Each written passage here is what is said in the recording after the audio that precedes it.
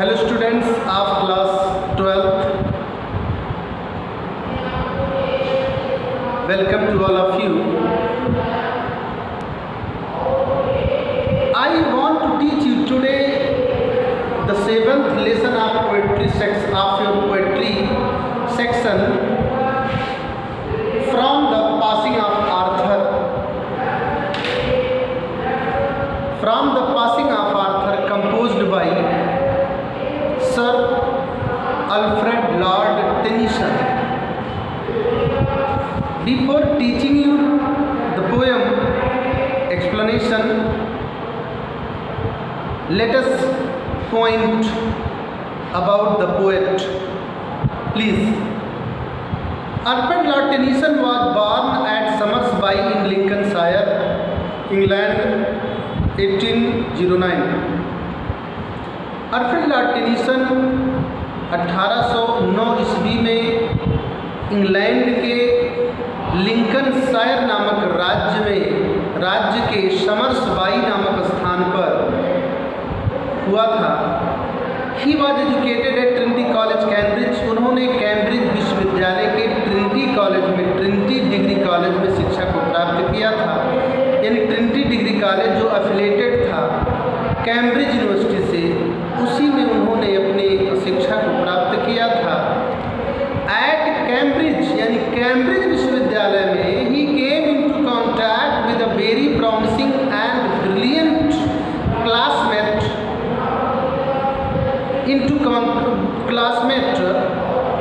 Arthur Henry Hallam who became the subject of the poet's most famous elegy in memoriam. The early death of Arthur was a terrible blow to him. ध्यान दें। Cambridge विश्वविद्यालय में he came into the contact with a very promising and brilliant classmate. वह एक बहुत ही promising, प्रसिद्ध and brilliant classmate जिनका नाम आर्थर हेनरी हेलम था, इनके कांटेक्ट में आए, इनके संपर्क में आए। कौन? Alfred Lord Tennyson. कहाँ पर? कैम्ब्रिज यूनिवर्सिटी में। किसके संपर्क में आए? बहुत ही अद्वितीय और ब्रिलियंट क्लासमेट जिसका नाम था आर्थर हेनरी हेलम, इनके संपर्क में आए। Who became the subject of the poets most famous elegy in memoriam. Who माने जो, बिकेम माने बन गए थे, द सब्जेक्ट माने विषय, जो सब्जेक्ट बन गए थे, विषय बन गए थे, ऑफ द पोएट्स माने कवि के मोस्ट फेमस एलिजी, सबसे प्रसिद्ध एलिजी यानी शोक गीत जिसका नाम इन मेमोरियम है, जिसे उन्होंने लिखा था। इसके सब्जेक्ट वास्तव में कौन? सर आर्थर हेनरी हेलम ही, जिसके कांटेक्ट में कैम्ब्रिज यूनिवर्सिटी में आए थे, वही इनके सबसे प्रसिद्ध जो एलिजी लिखा इन्होंने, जिसका नाम था है मान लीजिए इन मेमोरियम, उसके सब्जेक्ट वही है। The early death of Arthur के जल्द मौत ने, आर्थर के बहुत ही कम उम्र की मौत के कारण, अल्पायु मृत्यु ने यानी आर्थर के अल्पायु मृत्यु ने ही माने उन्हें वाज अ टेरिबल ब्लू, उन्हें झकझोर दिया, अर्थात उन्हें भयानक तरीके से झकझोर दिया।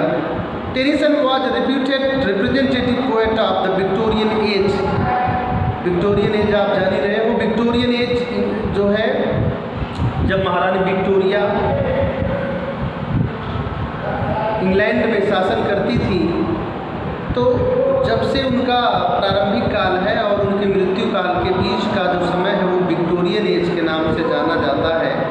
इंग्लिश लिटरेचर में भी उनके इसी नाम से उस कालखंड को व्यक्त किया जाता है। तो Tennyson was reputed representative Tennyson reputed representative थे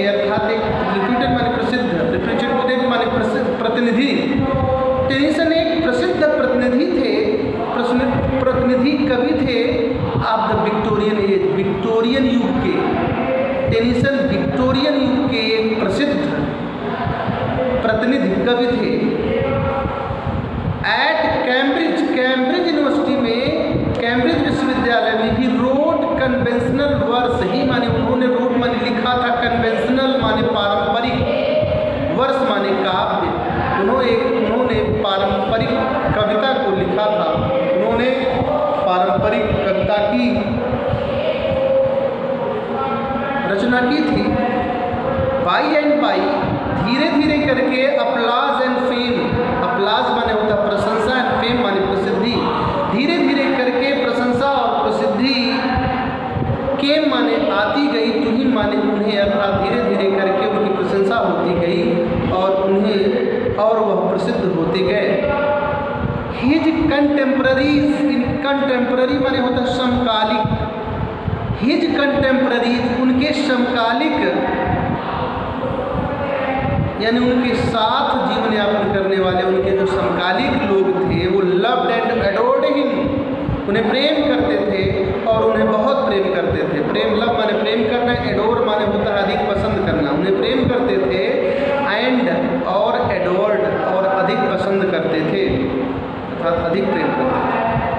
हिज क्राफ्टमैनशिप उनकी शिल्पकारिता, हिज क्राफ्टमैनशिप उनकी शिल्पकारिता इज रिगार्डेड एज सुपर्ब, शानदार, सुपर्ब शानदार, उनकी जो शिल्पकारिता थी इज रिगार्डेड माने मानी जाती है, एज सुपर्ब यानी सुपर्ब मानी जाती है, अर्थात शानदार मानी जाती है, अद्वितीय मानी जाती है। हिज मैचलेस, वह अद्वितीय है, हिज मैचलेस, यूनिक, यूनिक माने भी होता है मैचलेस, मैचलेस मीन्स यूनिक, अर्थात हिंदी में अद्वितीय, वह अद्वितीय है इन वर्ड पिक्चर, शब्द विन्यास में। वर्ड पिक्चर, वर्ड पिक्चर्स का मतलब क्या, शब्द विन्यास, यानी उनका जो शब्द विन्यास है वो अद्वितीय है, अर्थात वो शब्द विन्यास में अद्वितीय है। इन 1850 he was appointed poet laureate, 1850 ईस्वी में उनको पोएट लॉरिएट नियुक्त किया गया, पोएट लॉरिएट नियुक्त किया गया, पोएट लॉरिएट नियुक्त किया गया। What is poet laureate? I want to tell you about poet laureate. Poet laureate means a appointment is done by the government to compose and speak poems in special occasions, यानी विशेष विशेष अवसरों पर, विशेष अवसरों के लिए कविता लिखने की आवश्यकता होती है। उन कविता को लिखने के लिए पोएट नियुक्त किया जाता है, गवर्नमेंट के द्वारा नियुक्त किया जाता था। इंग्लैंड में जो अद्वितीय हुआ करते थे, बहुत श्रेष्ठ हुआ करते थे, उन्हीं को यह कार्यभार सौंपा जाता था कि यह विशेष अवसर, इस विशेष अवसर पर कविता लिखी जानी चाहिए और उसका वाचन भी होना चाहिए अच्छे से। तो उसके लिए पोएट लॉरिएट कई लोग नियुक्त होते थे एक साथ, जैसे कई राजा हमारे यहाँ होते थे, उनके यहाँ नवरत्न, उसमें से कभी कालिदास का भी नाम आता है, वो भी पोएट लॉरिएट ही कह सकते हो, राजाओं के द्वारा नियुक्त किया जाता था। तो इनको 1850 ईस्वी में गवर्नमेंट ऑफ इंग्लैंड के द्वारा पोएट लॉरिएट नियुक्त किया गया था। ठीक है, ये पोएट लॉरिएट नियुक्त हुए थे। ठीक है, और पोएट लॉरिएट कोई आसान बात, कोई सामान्य बात नहीं होती है। पोएट लॉरिएट को प्राप्त करना, जो अद्वितीय होता, सर्वश्रेष्ठ होता, उन्हीं को नियुक्त किया जाता है। तो ये उस समय के अपने युग के सर्वश्रेष्ठ काव्यकारों में से एक थे, सर्वश्रेष्ठ काव्यकार थे। हम बात करते हैं पोएम की बात करते हैं। इस पोएम पर, the poem is a part of the longer poem. यह जो पोएम है, यह उनका जो लॉन्गर पोएम है, बहुत बड़ा पोएम इन्होंने लिखा। लॉन्गर पोएम यानी लंबी कविता, जिसका नाम इन्होंने दिया था मॉर्ट डी आर्थर।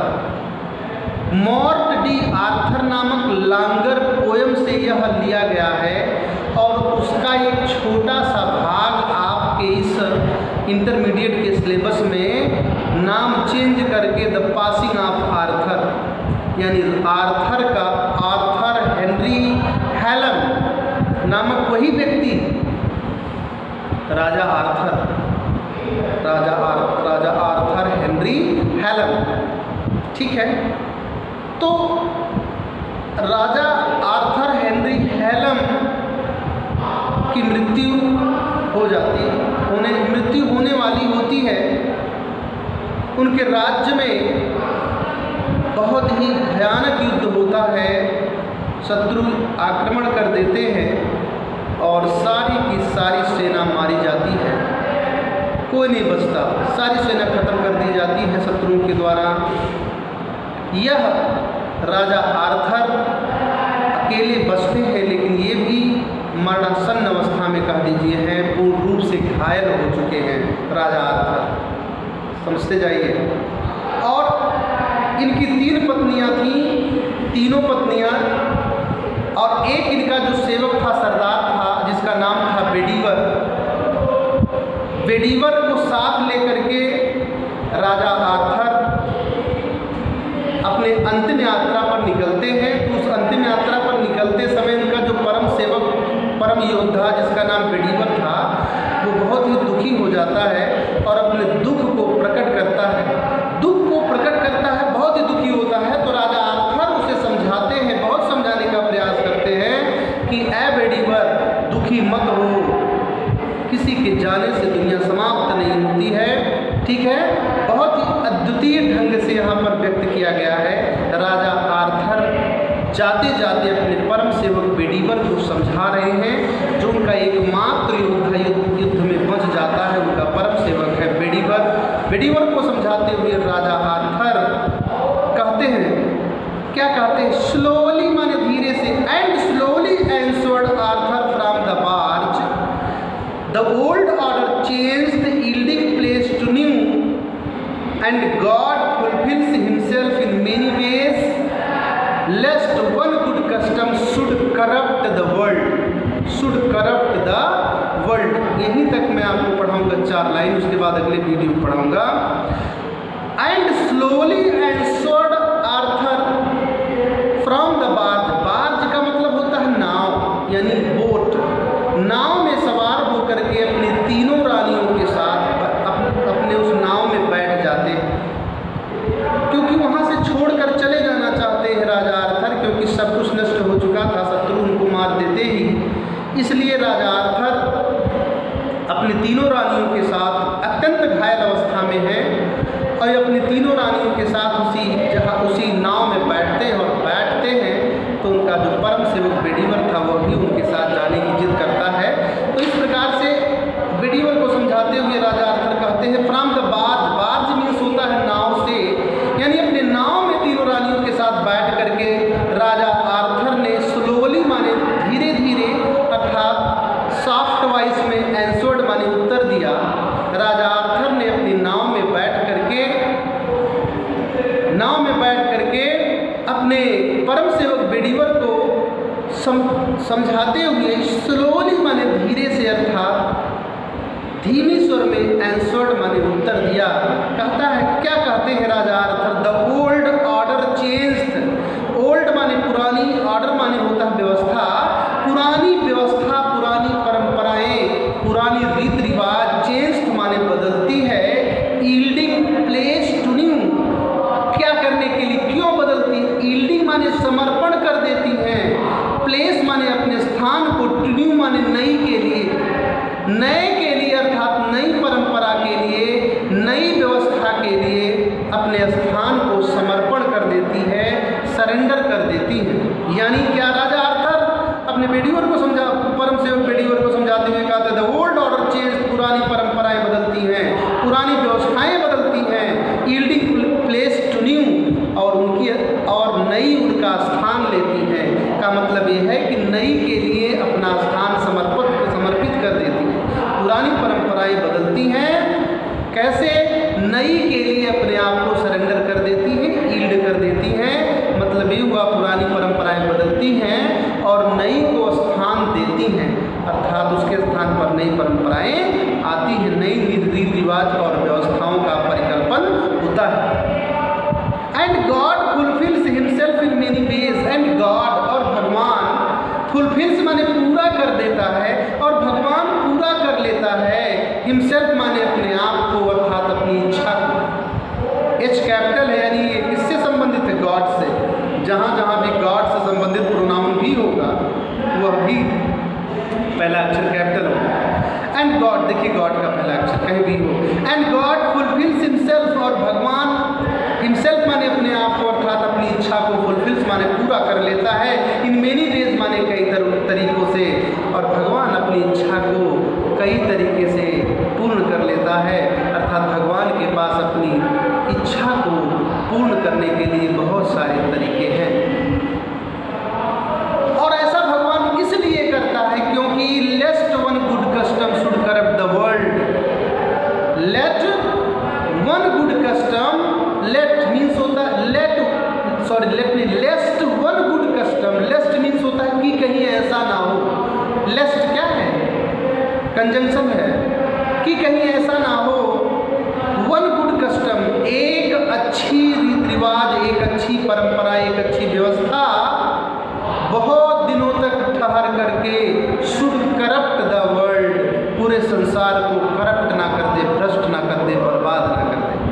ठीक है कि कहीं ऐसा ना हो, यानी भगवान अपनी इच्छा को कई तरीके से पूर्ण कर लेता है। तो भगवान की इच्छा हुई कि परिवर्तन करना है तो करना है। तो इस प्रकार वह इसलिए ऐसा करता है, पुरानी परंपराओं को बदल देता है, नए को स्थान देता है, क्योंकि वह जानता है लेस्ट वन गुड कस्टम, कि कहीं ऐसा ना हो। वन गुड कस्टम, एक अच्छी परंपरा, एक अच्छा रीति रिवाज, शुड करप्ट द वर्ल्ड, बहुत दिनों तक ठहर करके शुड करप्ट द वर्ल्ड, इस पूरे संसार को ही भ्रष्ट ना कर दे, संसार को ही ना बिगाड़ दे। इसलिए भगवान अपनी इच्छा को कई तरीके से पूरा करता है। अर्थात भगवान को अपनी इच्छा पूर्ण करने के लिए उसके पास बहुत सारे तरीके हैं। इसलिए ए बिलीवर, तू घबरा मत, ये भगवान की ही इच्छा है कि जब तक मैं रहता तो हमारी परंपराएं चलती, हमारे अनुसार कार्य होता। शायद भगवान को अच्छा ना लगा हो, शायद भगवान चेंज करना चाहता है पूरी व्यवस्था को, इसलिए वो हमें इस प्रकार से निर्वासित कर रहा है, और हमारे निर्वासन के बाद एक नई व्यवस्था आएगी। शायद भगवान की यही इच्छा है। इसलिए ऐ बेडीवर, तू घबरा ना, तू चिंता ना कर। इस प्रकार से राजा बेडीवर ने 4 लाइनों में समझाया। बाकी और जो है वो भी राजा आर्थर बेडीवर को ही समझा रहे हैं। मैं आपको अगले वीडियो बताऊंगा।